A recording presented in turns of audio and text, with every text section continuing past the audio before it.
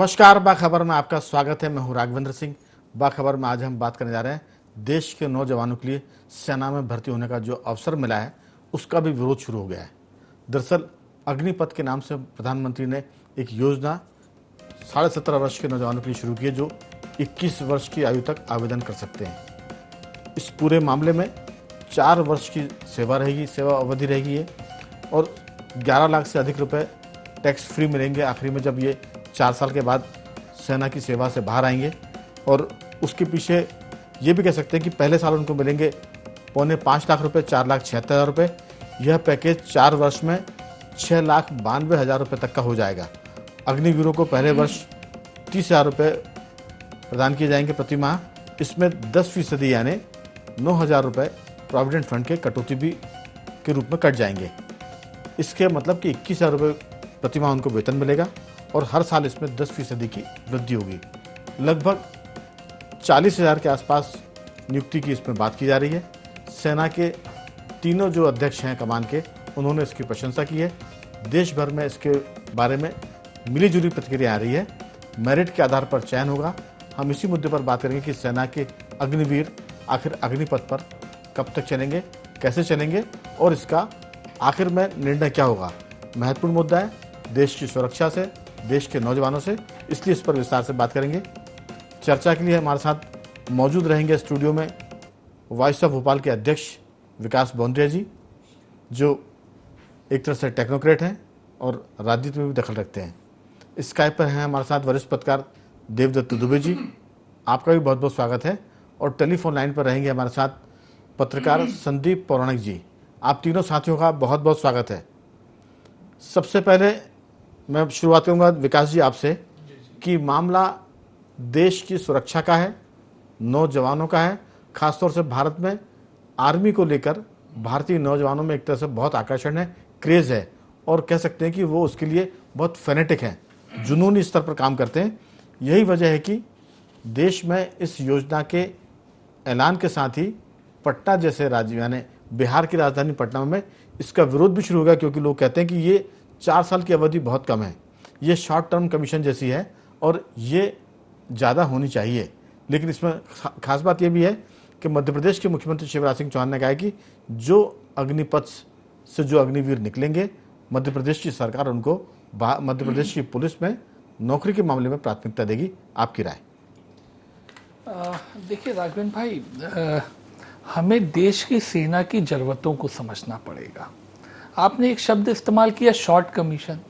तो आर्मी में अभी भी शॉर्ट कमीशन पे भर्तियां होती हैं जी। लोग 6 साल काम करके, 15 साल काम करके वापस आर्मी से सिविल लाइफ में आ जाते हैं और अपने कामकाज या अन्य तरह की नौकरियां करते हैं जी। देखिए, आर्मी में हमेशा से ज़रूरतें अलग हैं, और 12th क्लास के बाद में बहुधा भर्तियां होती हैं। जो लोग कंफ्यूज हैं कि सिविल एरिना में जिस तरह की नौकरियां उपलब्ध होती हैं और आर्मी में क्या कामकाज है, उसके अंतर को नहीं समझ पा रहे, इसलिए बहुत ज़्यादा ये कंफ्यूजन क्रिएट हो रहा है। मुझे लगता है कि आर्म फोर्सेस को हाल में हम देखें, आपने कहा कि देश के युवा बेहद शौकीन है आर्मी में जाने के लिए, लेकिन आप देखिएगा आर्मी की तरफ से हमेशा ये बात आती है कि उन्हें जिस योग्यता के लोग चाहिए वो नहीं मिल पाते हैं। आर्मी में कई पद खाली रह जाते हैं पूरा सिलेक्शन प्रोसीजर होने के बाद भी। तो ये आर्मी के लिए बेहतर रहेगा कि 17 साल की उम्र के बाद में ऐसे लोगों को भर्ती करे, उन्हें ट्रेनिंग दे, और मात्र 6 महीने की ट्रेनिंग के बाद में जो काम में जाएंगे उसका ये मतलब नहीं कि वहां भी ट्रेनिंग होती नहीं रहेगी उनकी। आर्म फोर्सेस में तो हमेशा सदा ट्रेनिंग होती रहती है, वहां भी होती रहेगी। वो उसमें से जो लोग 25% अगर सेना में रहने चाहेंगे और सेना के मापदंड को पूर्ण करते होंगे तो उन्हें और लंबी अवधि की वहां पे सेवाएं मिलेंगी। नहीं तो वो एक अच्छे ट्रेंड पर्सनल बन के आके सिविल एरिना में भी अपना कामकाज कर सकते हैं। आपने कहा उन्हें राशि मिलेगी एक मुश्त, तो स्वरोजगार के माध्यम से वो आगे बढ़ सकते हैं। मुख्यमंत्री शिवराज जी मध्य प्रदेश के लिए वादा कर रहे हैं कि हम मध्य प्रदेश में सरकारी सेवाओं में उनका उपयोग करेंगे। और आज भी आप देखेंगे शॉर्ट कमीशन पे जो लोग जाते हैं विभिन्न सिविल सर्विसेज में, विभिन्न गवर्नमेंट जॉब्स में, उनके लिए आरक्षण की सुविधा मुहैया रहती है। तो मुझे लगता है दोनों तरफ के लिए, दोनों के लिए, युवाओं के लिए भी और आर्म फोर्सेस के लिए भी विन विन सिचुएशन है। इसलिए आर्म फोर्सेस के जो बॉसेस हैं वो इस स्टेप को वेलकम कर रहे हैं। हमें समझना पड़ेगा कि सेना की जरूरत क्या है। बिल्कुल देवदत्त जी, आपने सुना कि हमें सेना की जरूरत समझनी पड़ेगी और जो युवाओं का आकर्षण सेना के प्रति है उसको भी समझना पड़ेगा। मुझे लगता है कि ये एक तरह से प्रधानमंत्री ने घोषणा की है।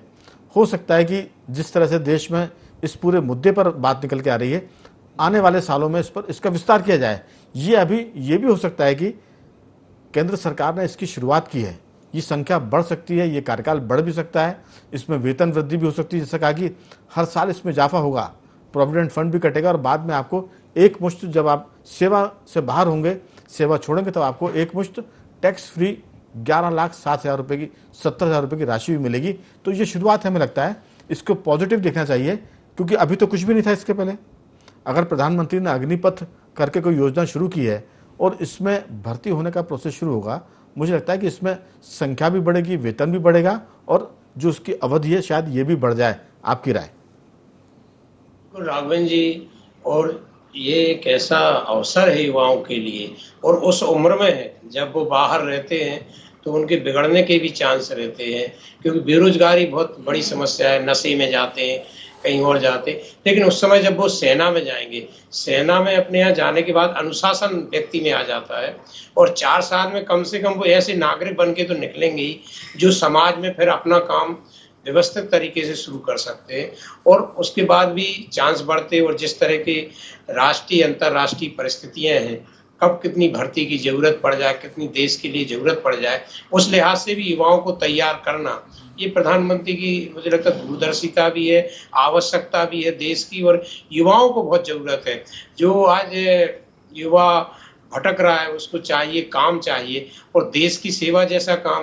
क्योंकि आपने देखा होगा कि कितना क्रेज है हमारे यहाँ सेना का, हम सब आप कितनी श्रद्धा और नतमस्तक रहते हैं वीर जवानों के प्रति। जब भी कोई शहीद होता है, जिस कस्बे में, शहर में आता है, वहाँ का आप दृश्य देखिए, कितने हजारों लाखों लोग आते हैं उनको श्रद्धांजलि देने, और हम बड़ा गर्व करते हैं अपनी सेना पे।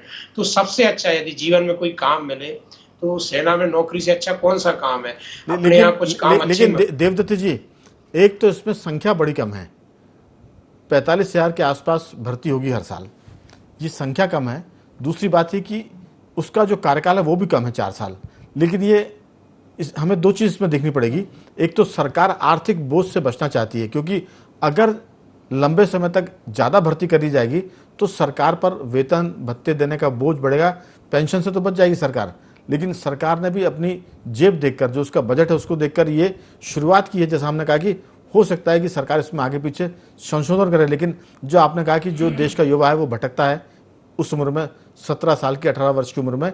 हमने इसकी मैं एक बार चर्चा की थी, और शायद उसमें आप भी मौजूद थे, कि देश में जो स्कूल हैं, कॉलेज हैं, वहाँ एनसीसी मैंडेटरी कर दी जाए, यानी एनसीसी अनिवार्य कर दी जाए, ताकि जो हमारे युवा हैं, चाहे वो हमारी बेटियां हों या हमारे बेटे हों, अगर वो एनसीसी में काम करेंगे, एनसीसी लेंगे स्कूल कॉलेज में, तो उनका जीवन वैसे भी अनुशासित और राष्ट्रभक्ति के रूप में उभरेगा। मैं लौटूंगा, ये सवाल आपका छोड़ के जा रहा हूँ, क्या एनसीसी का भी मुद्दा इसमें उठना चाहिए, जुड़ना चाहिए, सबके लिए अनिवार्य कर दिया जाना चाहिए?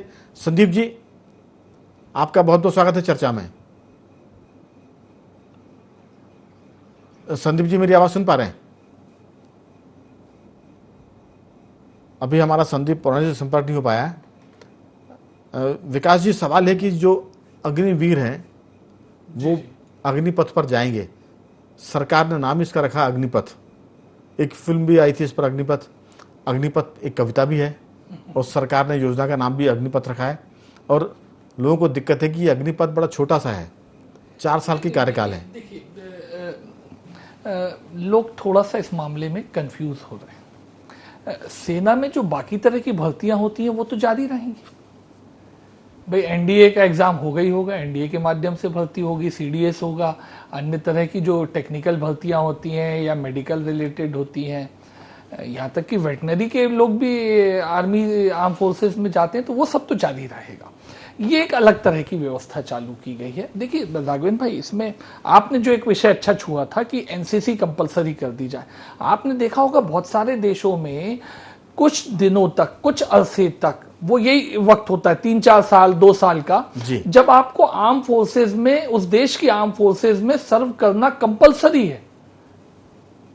मेरे ख्याल से इजराइल में ये व्यवस्था है। हम देखते हैं कई देशों के, अमेरिका में देख लें इन जनरल, कि वहां के जो राष्ट्राध्यक्ष आते हैं, बताया जाता है कि उनके बायोडेटा में रहता है कि कब कब उन्होंने अमेरिकन आर्म फोर्सेस में सर्व किया। यूके में भी है। हाँ, यूके में भी है। इंग्लैंड में वहां के तो प्रिंस जो है, ये व्यवस्था है। प्रिंस बकायदा यूके का जो प्रिंस है, बिल्कुल राजकुमार है, वो सेना में भर्ती होते हैं और उसके बाद वो बॉर्डर पर जाते हैं। बिल्कुल। अफगानिस्तान में तो वो युद्ध में शामिल भी होते बड़े गोपनीय तरीके से। जी। तो अब हमारे यहाँ बड़ा कल्याणकारी लोकतंत्र है, तो इतना मैंडेटरी तो हम शायद कर पाए, ये बहुत मुमकिन नहीं है, लेकिन ये एक अच्छा अवसर मिला है जब आर्म फोर्सेस को भी लाभ की स्थिति ये रहेगी कि उन्हें अच्छे लोग मिलेंगे। आप देखिए आजकल हम क्या बात करते हैं, जब लोग इंजीनियरिंग करके निकलते हैं, कि एक इंडस्ट्री गैप जो होता है उसके लिए एक अलग 1 साल का ट्रेनिंग प्रोग्राम हो।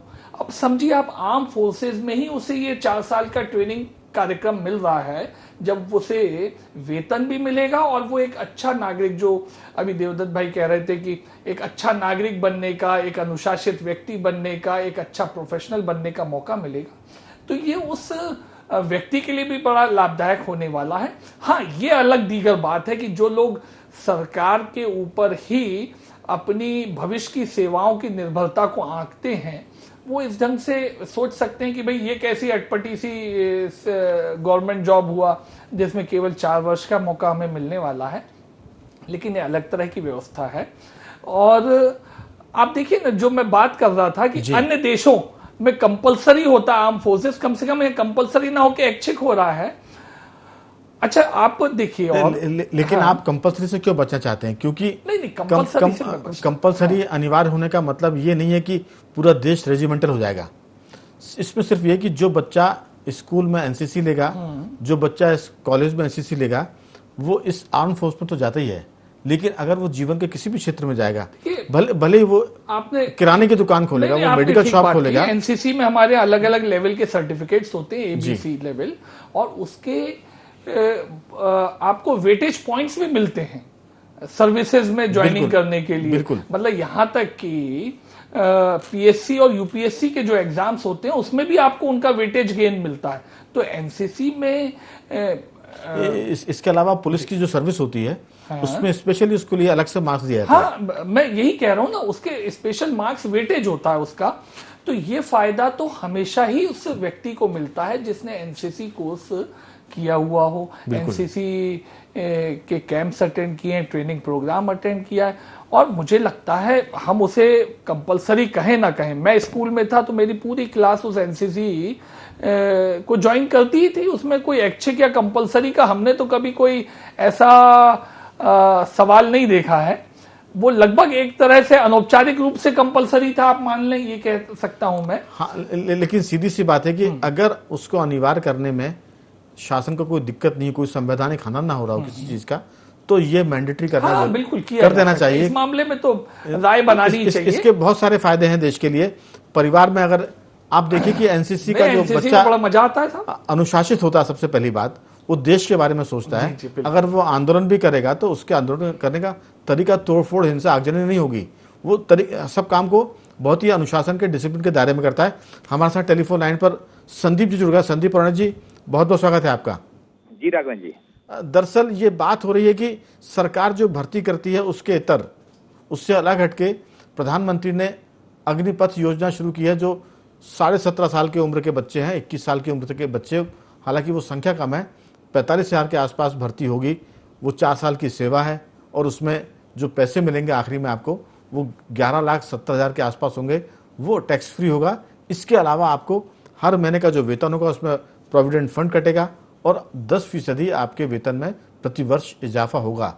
इसको लेकर बहुत सारी प्रतिक्रिया, लेकिन जो सेना के अधिकारी हैं उन्होंने इस सरकार की योजना को एक तरह से उसका स्वागत किया है, लेकिन पॉलिटिकली, राजनीतिक रूप से इसका विरोध हो रहा है। बिहार की राजधानी पटना में जरूर इसका विरोध देखा गया है। आप पूरे मामले को किस ढंग से देखते हैं? देखिए राघवन जी, राजनीतिक तौर पर तो हम अलग तरह से विश्लेषण करते हैं लोग, लेकिन ये प्रयोग है एक नया। अभी तक हमारे यहाँ शॉर्ट सर्विस लगभग 15 साल की हुआ करती थी, ये 4 साल की होगी। और बात भी ठीक है कि अगर आप नए जवान लड़कों को जो 17.5 साल के होंगे उन्हें सेना में रखेंगे तो नए जोश के साथ वो काम करेंगे और रोजगार का भी अवसर मिलेगा। और उन बच्चों में जो उत्साह होता है, देशभक्ति का जज्बा होता है, वो देश के हित में होगा। उससे आगे मैं राघवेंद्र जी एक चीज जोड़ना चाहूंगा कि मध्य प्रदेश सहित कई सरकारों ने एक घोषणा की है, जो इस योजना के बाद जो बच्चे निकलेंगे उन्हें वो अपने यहाँ पुलिस में प्राथमिकता देंगे। इसका मायने ये है राघवेंद्र जी की जो राज्यों की पुलिस है वो भी वर्तमान दौर से और बेहतर होगी अगर इनका प्रतिशत ज्यादा रहेगा। तो मुझे ये लगता है कि ये सरकार का एक नया प्रयोग है और शुरुआत तौर पर तो इसमें खामियां और खूबियां दोनों नजर आ रही हैं। एक ये भी बात उठ रही है कि 4 साल बच्चे नौकरी करेंगे और अगर उन्हें सुरक्षा में कहीं और नौकरी नहीं मिली तो आगे उनके सामने किस तरह की समस्याएं होंगी, क्योंकि 4 साल तक वो काम करेंगे सिर्फ। तो मुझे ये लगता है कि इस योजना का वास्तविक तौर पर जो परिणाम होगा वो 4 साल बाद ही नजर आएगा, लेकिन शुरुआती तौर पर हम ये कह सकते हैं कि ये एक अच्छा नवाचार है और नए दौर में नई शुरुआत है। एक बात और संदीप जी, दरअसल ये 17 से 21 वर्ष की आयु का मामला है। अगर 17.5 साल की उम्र में सिलेक्शन होता है तो 4 साल के बाद उसकी उम्र इतनी ज़्यादा नहीं होती कि वो बाकी नौकरियों के लिए उम्र दराज हो जाए, यानी ओवर एज हो जाए। सीधी सी बात है कि 21, 22, 23 साल तक वो काम करेगा। उसके बाद उसके साथ एक प्लस पॉइंट है कि वो सेना से निकला हुआ बंदा है जो 4 साल जिसने आर्म फोर्स में काम किया, यानी उसके पास पुलिस की सेवा में अवसर खुले हुए हैं। इसके अलावा दीगर जो सर्विसेज होती हैं उसमें भी वो काम कर सकता है। तो मुझे लगता है कि इजराइल की अगर हम बात करें तो वहाँ भी स्कूल कॉलेज से जो बच्चे निकलते हैं सभी को सेना में काम करना, सेना में भर्ती होना जरूरी है। और सेना में भर्ती होने के साथ वो बॉर्डर पर भी काम करते हैं। यूनाइटेड किंगडम की हम बात कर रहे हैं, इंग्लैंड की, वहाँ भी ये स्थिति है कि जो राजकुमार है वो तक सेना में भर्ती होते हैं। तो मुझे लगता है कि जो 4 वर्ष की आयु है, ये 4 वर्ष की आयु में जीवन तो अनुशासित होगा। जो अग्निपथ के अग्निवीर है उनको पैसा भी मिलेगा और जब वो 21-22 साल के बाद अपने आम जिंदगी में जब शामिल होंगे, सिविल लाइफ में आएंगे, तो उनके पास नौकरी करने के भी अवसर बाकी लोगों की तुलना में ज़्यादा होंगे, क्योंकि उनके पास एक वेल ट्रेंड आर्मी के ऑफिसर का या उसका उनके पास तमगा भी है। ये मेरा कहना था। मैं आपकी बात से सहमत हूँ राघवेंद्र जी कि अवसर उनके पास रहेंगे और सुरक्षा बल में या राज्य पुलिस जाने के अवसर भी उनके पास बेहतर होंगे। लेकिन राघवेंद्र जी एक चीज बड़ी होती कि जो सेना में काम कर लेता है उसकी मनोदशा को भी हमें थोड़ा सा समझना होगा। बिल्कुल, वो अपने को देश के लिए समर्पित कर चुका होता है। मुझे ये नहीं लगता कि बहुत से जो शॉर्ट टर्म की जिन्हें नौकरी की है 15 साल में, वो पुलिस के अलावा दूसरी सर्विसेज में बहुत सफल हुए हों। ये मुझे कम दिखता है। लेकिन एक बात मैं एक मिनट और लूंगा। दरअसल इसमें 2 चीजें हैं। 4 साल की नौकरी है उसको मालूम है। दूसरी बात है कि 4 साल की नौकरी बाद जब वो बाहर आएगा तो उसका जीवन सेना के अनुशासन में इतना ढल जाएगा कि वो जो भी काम करेगा जीवन में वो बड़ा अनुशासित और बड़ा माने जिसे कहते हैं कि उसको टारगेट अचीव करने की आदत पड़ जाएगी। और वो आदत उसको जीवन के हर क्षेत्र में, पुलिस के अलावा, पुलिस में तो वो कारगर होगी लेकिन बाकी जगह भी वो मेरे ख्याल से सफल होगा। इस बीच कुछ विकास बोंद्रा जी बोलना चाह रहे हैं। विकास जी, देखिए ऐसा नहीं है कि पुलिस फोर्सेस में ही, देवदत्त जी मैं आपके पास आता हूँ, मैं पुलिस फोर्सेस में ही मौका रहेगा जी। आप देखेंगे राघवेंद्र भाई, मैं भोपाल के ही मंडीदीप में एक हमारे यहाँ ट्रैक्टर फैक्ट्री है जी, उसमें मेजर नितेंद्र काम करते हैं, आर्मी पर्सन है। और देखिए आर्मी में आज भी ये व्यवस्थाएं विद्यमान है।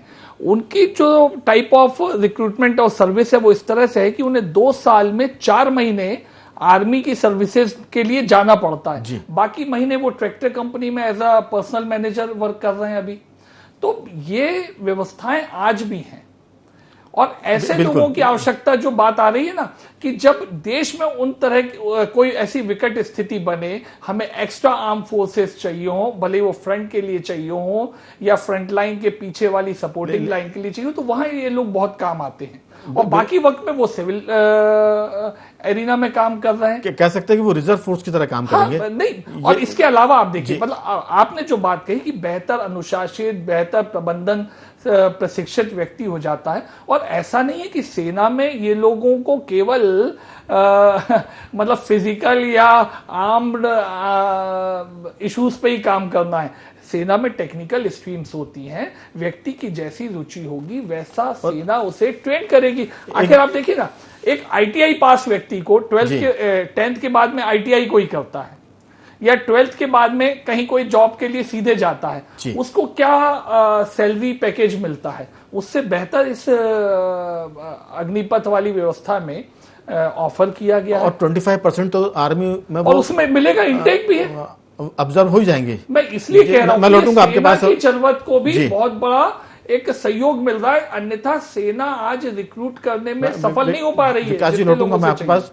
देवदत्त जी बड़ी देर से हमारे साथ जुड़े हुए हैं, और सबसे खास बात है कि उनको 1 घंटा इस चर्चा में शामिल हुए, क्योंकि वो इसके पहले भी IND24 के साथ लगातार चर्चा में थे 8 बजे से। जी देवदत्त जी, अगर थकान नहीं हो तो आप विस्तार से बात करें।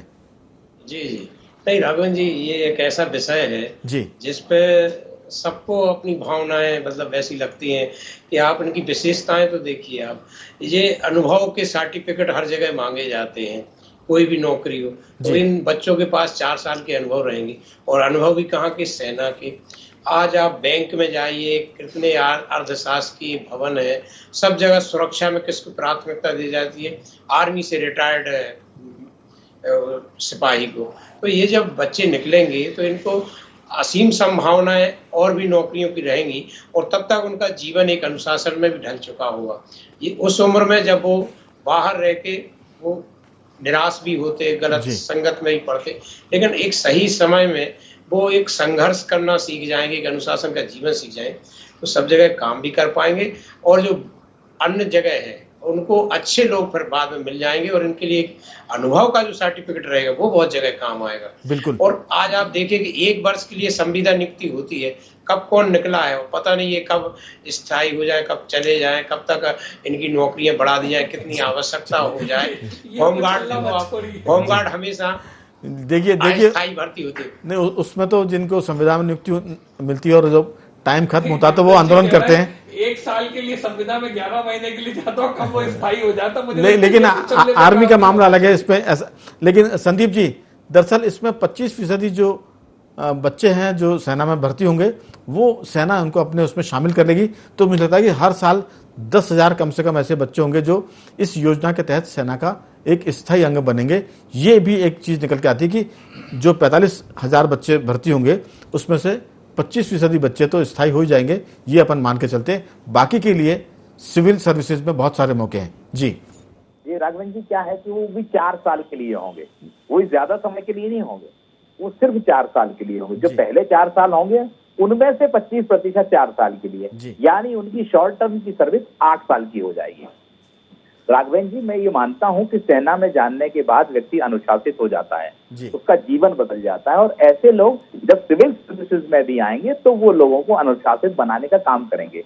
लेकिन मेरा व्यक्तिगत मानना यह है कि जो सेना में काम करता है उसके तौर तरीके, उसका जज्बा एकदम अलग होता है। बिल्कुल बिल्कुल। आज हमारी सोसाइटी में भी, वो टीचिंग में भी हो, तो उस स्कूल में जाएंगे तो वो एक अलग नजर आता है, क्योंकि वो मकसद बचपन से मकसद लेके दूसरा चलता है। मैं इसमें आपकी बात में एक चीज जोड़ना चाहूंगा।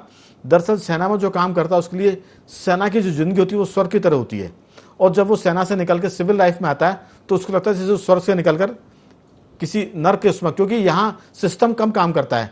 जब ऐसे लोग बहुतायत होंगे तो फिर सेना के साथ साथ सिविल सर्विसेज भी और सिविल लाइफ भी मेरे ख्याल से बेहतर होगी। ये एक चीज है। एक मेरा आखिरी सवाल तीनों मेहमानों से रहेगा कि क्या देश में, चाहे वो CBSE के स्कूल हों, चाहे वो स्टेट गवर्नमेंट के स्कूल हों और कॉलेजेस में, NCC अनिवार्य करनी चाहिए है नहीं, माने छात्र और छात्राएं दोनों के लिए? इसमें आपकी 1-2 वाक्यों में राय। राघवेंद्र जी, मेरा सीधा मानना है कि NCC जैसा विषय आपका साइंस में अनिवार्य है ना, बायोलॉजी, जूलॉजी, मैथमेटिक्स, ऐसा ही एक विषय के तौर पर अनिवार्य किया जाना चाहिए, और उसके मार्क्स होने चाहिए, बिल्कुल, ताकि बच्चे अनुशासित हों। आज हम जो नई पीढ़ी देख रहे हैं वो अनुशासित नहीं नजर आती है बहुसंख्यक में, इसलिए अगर NCC को अनिवार्य कर दिया जाएगा तो हमारी नई पीढ़ी और बेहतर होगी। बिल्कुल। देवदत्त जी, आपकी राय? मुझे लगता है राघवन जी, इसको प्राइमरी के बाद एनसीसी को अनिवार्य कर देना चाहिए। तो ये जो आगे का जीवन है उस बच्चे का बहुत अनुशासित और सही हो जाएगा, और मुझे लगता है कि ये बहुत जरूरी विषय है। बिल्कुल, बहुत संक्षेप में।